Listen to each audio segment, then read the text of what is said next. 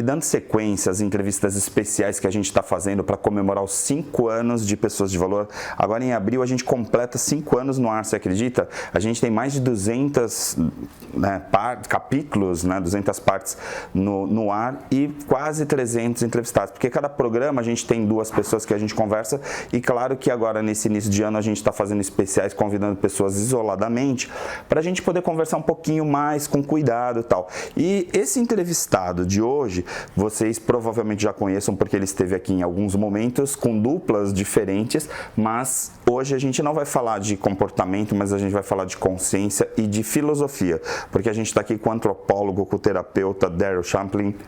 Cara, faz 30 anos que a gente convive no meio acadêmico na universidade. Estava ali nos bastidores lembrando disso, porque faz 30 anos de faculdade de comunicação. A gente começou lá, nossos fundadores, os dinossauros dessa molecada. Seja bem-vindo. E o programa também, você vê como passa rápido. 5 anos, eu acho que você já veio aqui, sei lá, umas 10 vezes. Se você tiver dúvida, vai lá no pessoasdevalor.com.br, confere, porque a gente tem todas as entrevistas lá à disposição.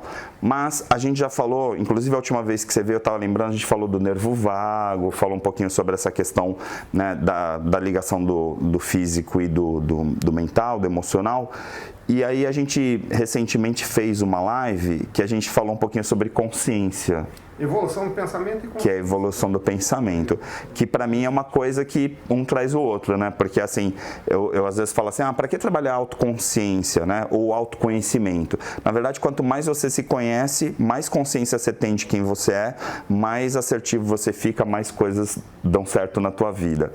Aí eu pergunto para você, que trabalha com a humanidade, com o homem, em toda a sua trajetória, a gente está vivendo um momento, até por conta da tecnologia e por conta de tudo que aconteceu, um momento de crise nessa consciência, ou é uma visão de quem está nessa geração hoje, vendo um recorte minúsculo? Eu acho que a gente nunca soube tanto e tão pouco. E eu explico o que eu quero dizer. Quando a gente acha que a gente sabe bastante, surge um sistema de crença em torno deste bastante. E aí as pessoas passam a bitolar aquilo de uma forma, porque os resultados deste tal exame que traz imagens mostra tal coisa. Os resultados daquele outro lá que inventaram agora há pouco, como o Instituto HeartMath, por exemplo, que tem um equipamento que consegue detectar como que o seu coração está agindo e de que maneira as suas emoções estão emanando ali. Sim. E o feedback, Isso. Mas daí você começa a interpretar e você começa a colocar ciência numa coisa que ainda não está completa, ou você começa a interpretar coisas de um jeito que não necessariamente está correto também. Então a verdade fica pairando, Qual é a verdade da evolução do nosso pensamento? Fica pairando. E aí você começa a aplicar esses modelos para outros animais. Eu adoro o exemplo dos corvos, como exemplo de inteligência animal, que está mal explorada e mal explicada por enquanto. Mas o nível de raciocínio de um corvo pode chegar a ser o mesmo nível de raciocínio de um humano de X anos de idade. Não vamos nem colocar parâmetro nisso. Será que a ciência atual está equipada para aceitar o fato que os humanos são apenas um bicho pensante, talvez mais pensante do que outros? E será que na história da evolução das espécies a gente não está mesmo bancando uma criatura muito arrogante? Eu gosto muito do Antônio Damasio, Ele publicou O Erro de Descartes, que eu acho que talvez seja um best-seller para quem estuda principalmente neurociência, neuropsicologia, que ele trabalha justamente essa ideia da consciência no sentido de, eu penso, logo existo, só que assim, não necessariamente você, no caso principalmente hoje, muitos sobrevivem, então a gente existe, mas não necessariamente tem consciência da nossa existência. Também.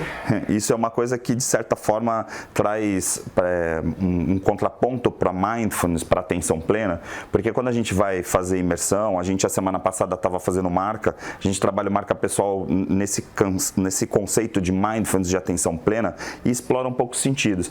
E a gente vê muitas vezes que as pessoas não têm nem percepção de verdade dos sentidos ativados ali, de enxergar o que está vendo, de escutar efetivamente o que estão te falando. É como se a gente estivesse conversando aqui, mas o cérebro das pessoas estivesse completamente avoado, assim.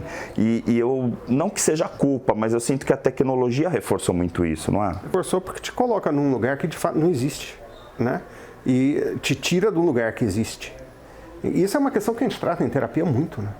Porque as pessoas, de modo geral, te dou um exemplo, a pessoa entra no meu consultório, senta lá na poltrona e às vezes está indo lá 6 meses e um dia olha para o lado e vê lá um cantinho que eu tenho reservado com uma fonte d'água e tal, e a pessoa fala, mas isso sempre esteve ali? A fonte d'água faz barulho. A pessoa nunca percebeu. Eu tenho uma parede lá onde eu tenho libélulas, assim, coladas na parede, né? E a pessoa, às vezes, semanas se passa, ela senta na recepção e ela nunca viu aquilo lá. As estatísticas indicam que a gente consegue perceber em torno de 5% das coisas que nos cercam, né? E o mindfulness funciona bem para reforçar a questão da nossa sempre presença no presente. E aí a gente vai ver muito mais.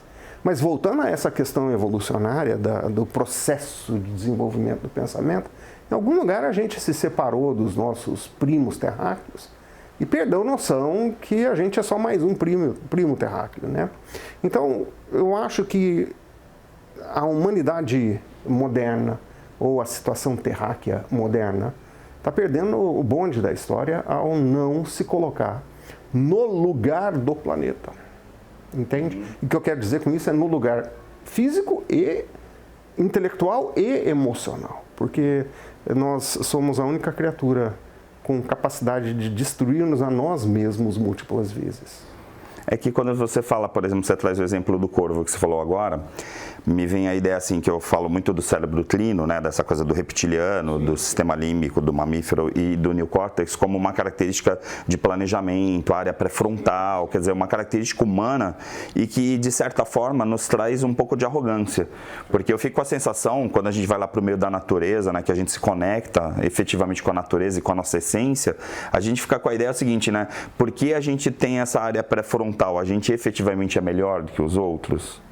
Né? E vem essa questão. E se a gente está equipado com esses recursos biológicos todos, então como explicar, por exemplo, um experimento que eu gosto muito de mencionar, onde você tem 2 macacos colocados em jaulas separadas, coladas, mas separadas, e vem a técnica do laboratório com 2 pratinhos de pepinos. O macaco adora o pepino, mas ele prefere uva. Então ela vem com 2 pratinhos de pepinos, dá um pepino para um pepino para outro, eles comem. Daqui a pouco ela dá um pepino para um e uva para o outro. Esse que recebeu o pepino está ali já começando a ficar enciumado. Ela vai lá e repete. O macaco que recebeu o pepino 2 vezes está querendo agora receber uma uva. Só que ela vai lá e repete o pepino e dá a uva para o outro. O que recebeu o pepino arremessa o pepino nela. E se estivesse falando um idioma como o nosso que a gente pudesse entender, está xingando a mãe de alguém, certo? Porque ele se recusa a continuar recebendo uma coisa e o outro recebendo uma coisa muito melhor. Então, nós estamos equipados com esse aparelhamento cerebral todo, mas isso nos torna, de alguma forma, realmente superiores do ponto de vista, não só da sobrevivência básica, porque isso daí de comer pepino é a sobrevivência básica. Comer uva é luxo. Sim. Em tese a gente estaria falando de reptiliano ali, né? Da questão da sobrevivência, né? Não... Mas daí a gente migra para a questão da consciência e a gente fala, faz diferença. Essas estruturas cerebrais todas fazem diferença na qualidade da existência. Então daí eu começo a ter problemas éticos e morais. Até no treinamento, né, assim, quando a gente está falando, principalmente nas organizações, né, treinamentos em company, a gente fala muito dessa coisa e o RH também usa muito esse conceito que é uma sigla ali, um acrônimo de CHA, né, que é conhecimento, habilidade e atitudes, né, porque às vezes você pega no meio acadêmico e a gente brinca até com isso, né, não adianta você ter doutorado e não cumprimentar o porteiro do prédio, quer dizer, ou desrespeitar um aluno, e aí a gente entra um pouco nessa coisa da consciência e da inteligência emocional, da gestão da emocionalidade. E aí a gente fala um pouquinho dessa coisa do sistema límbico. Em tese, se você consegue ter uma melhor gestão das suas emoções e aí consegue ter uma melhor definição dos teus sentimentos em relação aos teus pensamentos, aí você também consegue ter um melhor relacionamento com as pessoas e também um relacionamento com você mesmo. A gente está falando de uma consciência e uma consciência das emoções. Tá, talvez, se for verdade que a gente tem tamanho controle assim sobre as nossas emoções, à exceção de alguns expoentes, gente que se dedica a fazer isso. Um outro exemplo que eu acho sensacional do ponto de vista de gestão de emoção ou não. Então, por exemplo, eu atendo gente com muita frequência que está passando por questão séria de depressão e frequentemente por questão de luto. E o luto não se resume apenas à perda de um ente querido, o luto é a perda de um emprego, é perda. Sim. Certo? E são 7 etapas bem conhecidas do luto que começa com o choque e termina lá na aceitação, né? Agora, então, olha o exemplo do mundo animal, se a gente está falando de gestão ou não de emoções e se outros bichos podem ou não ter. O chimpanzé nasceu para a mãe dele o protegeu como uma mãe humana teria protegido. O chimpanzézinho não se separou do lado da mãe durante toda a vida, passou a ser emocionalmente dependente dela. Ela viveu em torno de 44 anos, chimpanzés vivem de 40 a 50 anos, pelo que eu entendo. Ela morreu com 44, calcula-se. O filho dela, que nunca ganhou independência, já estava com acho que 10 anos de idade, a essas alturas do campeonato, se deitou do lado do cadáver da mãe e morreu. Levou uma semana para morrer. Não foi só de inanição, foi de depressão. Sim, muitos casais, né? A gente vê muitos casais. Casais que estão convivendo há muito tempo, né? Agora, daí você pega e tem que, obrigatoriamente, na minha opinião, colocar que aquele animal está tendo tanta emoção quanto eu teria na perda de um ente querido. E ele morreu da questão emocional e não da questão fisiológica, porque ele não tinha problema fisiológico. Sim, aí volta ao início da nossa conversa, que é a consciência. Então, assim, a gente está onde a nossa consciência está, onde a nossa atenção está. A gente pode colocar que atenção e consciência estão diretamente ligados. Eu acho que o invólucro crânio segura dentro dele um radioreceptor muito importante chamado cérebro, e a consciência nem reside ali. Para mim, a consciência é externa ao cérebro e ela permeia os universos, porque agora eu não estou falando mais de um só. A consciência permeia os universos. E todos os que participam destes universos efetivamente são seres conscientes. É a ideia de somos todos um, nesse sentido. Somos todos um. Talvez... Estamos todos conectados a uma consciência maior. Que é a que faz tudo funcionar. Em outras palavras, a minha consciência é uma gota no oceano, mas eu faço parte de um oceano que tem várias gotas de consciências coletivas. Um universo inteiro de gotas. Né? O Carl Sagan tinha uma colocação muito interessante. O próprio planeta Terra nada mais é do que um pequeno grão de areia nas margens do oceano cósmico. Que era o jeito que ele colocava a nossa existência. Né? Embora extremamente cético, ateu, não sei se nos momentos finais da vida dele ele teve algum tipo de mudança nessa posição. Ele teve uma morte muito horrível, né? Câncer cerebral, né? Mas nos colocarmos como algo tão minúsculo nos torna mais humildes, né? E nos colocarmos como não sendo tão superiores assim com relação aos nossos primos, todos, também nos coloca numa posição de grande humildade. Aí, se você me permite, do ponto de vista de neuro, assim, a gente normalmente fala, né? Neurônio é matéria, né? E pensamento é onda. Né? Uma é tangível, né? Então, assim, você toma remédio para a tua matéria, mas aí você medita e você ora para a tua consciência, para os teus pensamentos. Você pratica meditação e yoga para poder tentar... Né, para buscar colocar os teus pensamentos alinhados com essa consciência. Dentro desse sentido de matéria e consciência, ou matéria e onda, a gente pode traduzir isso dentro de uma inteligência espiritual. A gente está falando sobre inteligência espiritual. Vamos chamar de espírito para uma coisa que a gente não tem nome melhor. Vamos colocar espiritual para alguma coisa que a gente não sabe definir melhor do que isso. Porque quando você fala espiritual para 90% das pessoas que vão nos ouvir, já vão levar para uma tendência como o espiritismo, o catolicismo, seja o que for. E aí a gente está colocando um rótulo numa coisa que não pode ser rotulada por enquanto, porque a gente simplesmente não conhece. Talvez estejamos fazendo as perguntas erradas, na verdade. Não é? Mas vamos usar a ideia do espiritual como não material biológico. Nesse sentido, né? De matéria e onda, né? Pensando por enquanto. Perfeito. Ó, vou fazer o seguinte, eu sei que vocês já estão viajando, a gente vai interromper rapidíssimo e a gente volta com essa onda super bacana no segundo bloco com o professor Daryl, antropólogo, terapeuta e um monte de coisas que a gente vai abordar no segundo bloco, tá bom? Até já!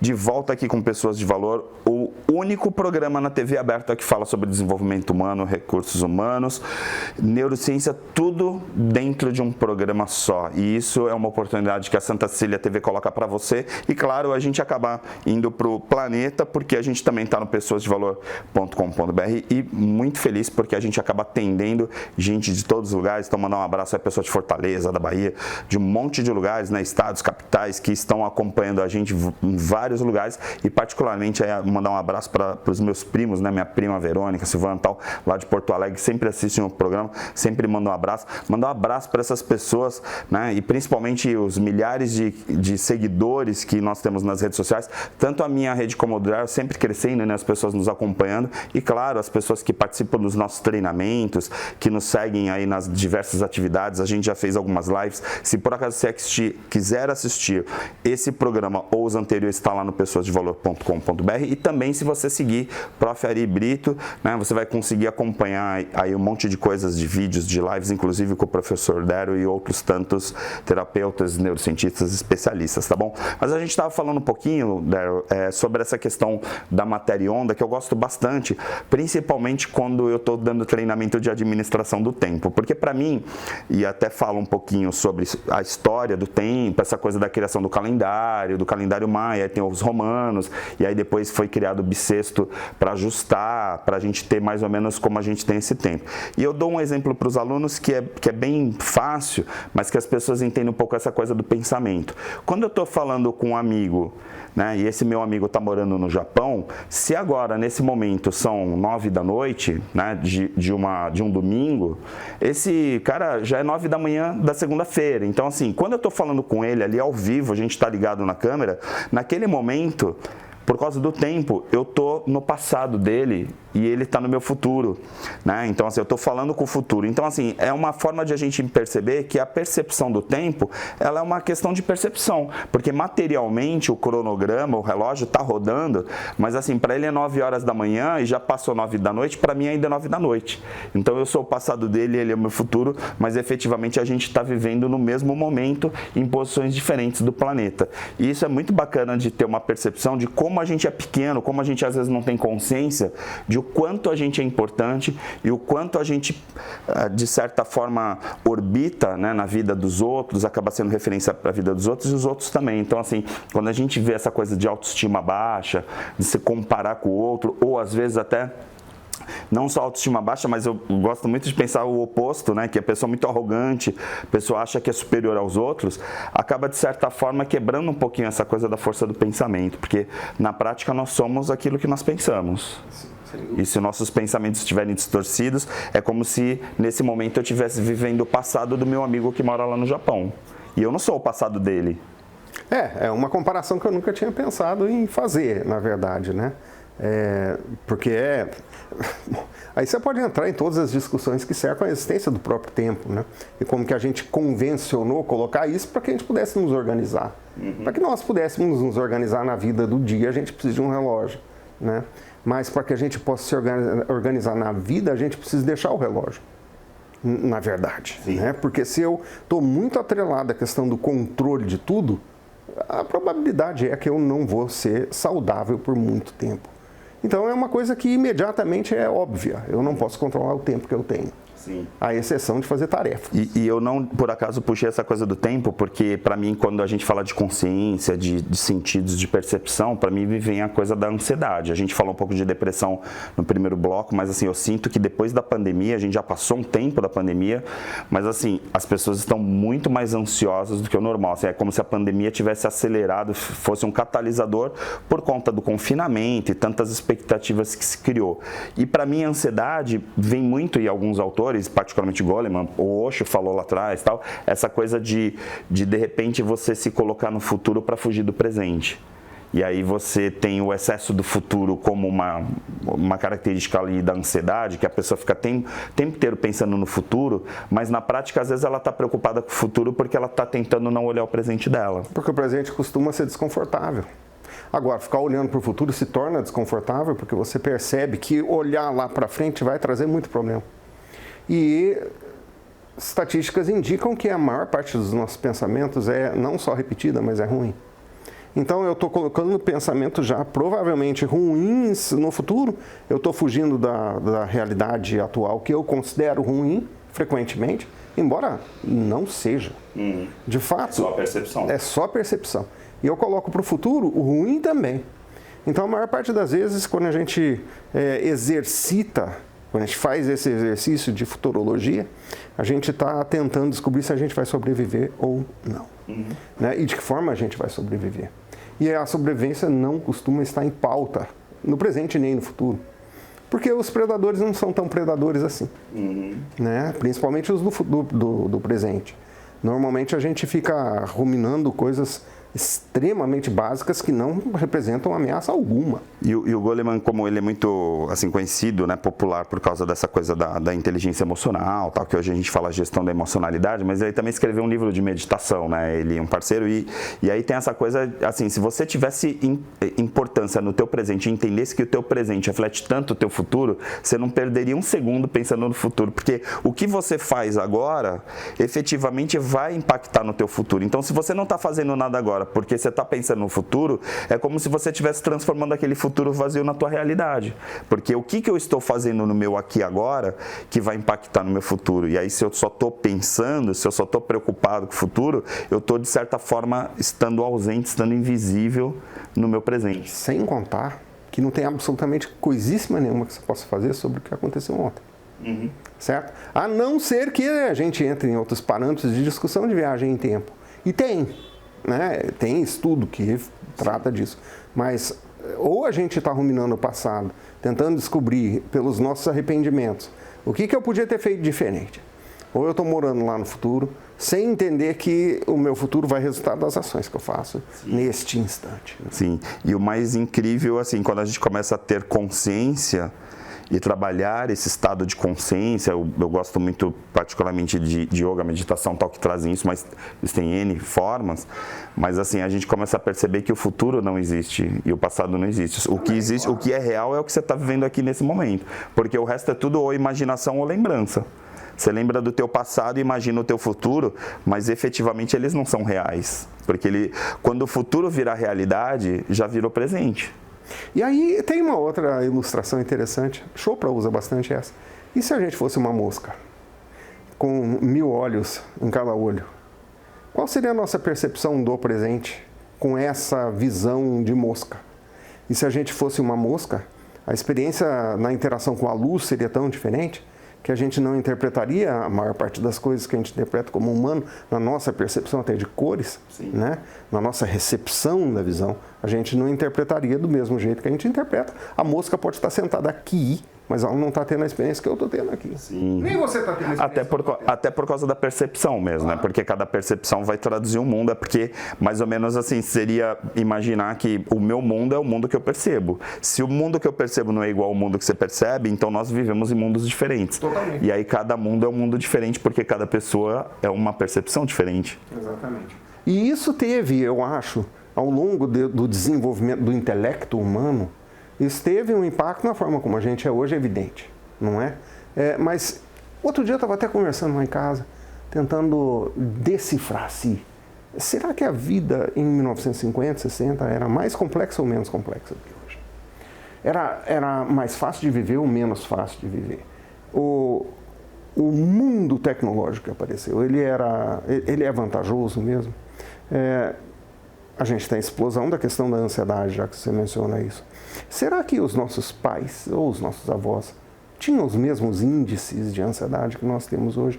Será que eles estavam sempre tão preocupados com questões passageiras de hoje que se tornariam no futuro alguma coisa muito relevante, ou pensando sempre no futuro e, portanto, engolindo o presente como inexistente? Eu particularmente acredito muito que a tecnologia ajuda em N situações, óbvio, e aí naquela época talvez a tecnologia não fosse tão acelerada, né, nos colocasse num ritmo que a gente vive hoje, mas ao mesmo tempo, vamos combinar, quem aqui está nos assistindo, né, a gente está aqui já chegando, tem muitos que já estão olhando para o carnaval, né, mas tem outros que estão olhando ainda para o início do ano, porque a gente está em fevereiro. Aí eu fico pensando assim, poxa, se você viu a notícia do relógio do tempo tempo, lá do fim do tempo, e aí fala assim, faltam 19 segundos, não sei se você acompanhou isso, ou você já acelerou por causa da guerra, aí eu fico pensando, poxa, se já não tem tanta ansiedade, já não tem pandemia, guerra, um monte de coisa, ainda vem os humanos e criam um relógio, cientistas criaram um relógio que é o relógio do fim do tempo, que diz o seguinte, olha, a humanidade tem, né, a gente está quase próximo do fim, porque por aquele relógio que envolve N cálculos, a gente está a 19 segundos do fim. Se a gente ficar nessa ansiedade, a gente vai falar assim, poxa, mas todo mundo sabe que o final da vida é a morte. Só que se a gente ficar pensando todo dia na morte, a gente não está vivendo a vida. Aí, de novo, é aquela coisa da ansiedade. Se você entra na espiritualidade, a morte física não significa absolutamente nada. Então, a gente fica girando no falso. Né? E em conceitos que também são falsos e mentirosos, porque fazem com que a gente acredite que a finalidade, não o propósito, mas a finalidade de a gente estar chegando a um fim, é algo real também. Mas efetivamente é. E a gente não precisa falar de espiritismo, nada disso. Se for só a sobrevivência das moléculas, então também isso não acaba. Né? Então é uma discussão, na verdade, eu diria quase pseudo-intelectual. E eu fico imaginando o seguinte, né? Poxa, se a gente na escola aprendeu que tudo se transforma, qual é a nossa preocupação? O negócio é bora se transformar, né? Bora evoluir, bora melhorar, bora fazer coisas diferentes, porque efetivamente a gente está aqui para se transformar e talvez essas moléculas realmente vão se transformar daqui para frente em outras coisas e a matéria vai virar onda e vice-versa. Ou então você chuta o pau na barraca logo de uma vez, entra no extremismo dos estudos quânticos e passa a dizer que a coisa só vai existir quando observada. Exato. Aí ferrou, porque nem você nem eu, quando não estivermos nos vendo, existiremos um para o outro de fato. Sim. Sim, porque é aquela coisa, olha, caiu uma folha lá no deserto, mas será que caiu mesmo? Não tem ninguém observando. Será que isso existiu? Então, e é realmente uma discussão, mas aí a gente teria que fazer um curso de filosofia aqui, né, fazer uma série de programas só para discutir isso, porque é muito incrível. Daryl, muito obrigado pela tua presença, super bacana. Você que nos assiste, que está acompanhando aí ao longo desses 4 anos, te agradeço essa audiência muito incrível.